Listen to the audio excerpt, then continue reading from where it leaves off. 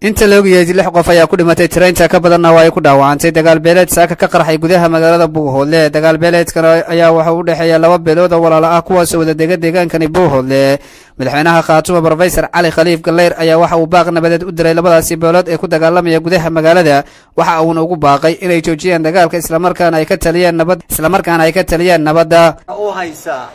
rasaasta aad maqlayseen meeshan sidii roobka u dhacaysay ee loogu talagalay cadow innaka isku garaacayna Khaatumo iyo shirkeenan damaashaad loo dhigayo iyo nacayb loogu tumaya maahe walla qabiiladeeni baa magaalada Buuhoodle isku dilaya ayaan daradayna haysayna kamid labada beelood ee ayaan darada inoo muuqata ee Buuhoodle dhexdeeda ka dhacaysa waray fidnada awalba wadnaha farta kaga hayna war intaanu ka digi karnay waa ka dignay war hoy aqli iyo xikmad ilaahay aan ka barino aqli iyo xikmad aynu inaku isku badbaadinay ilaahay aan ka barino caruurtayda iyo reerkaygii baan ka yimi dhaqaalihii iyo businesskayga aan gacanta ku haystaan ka yimi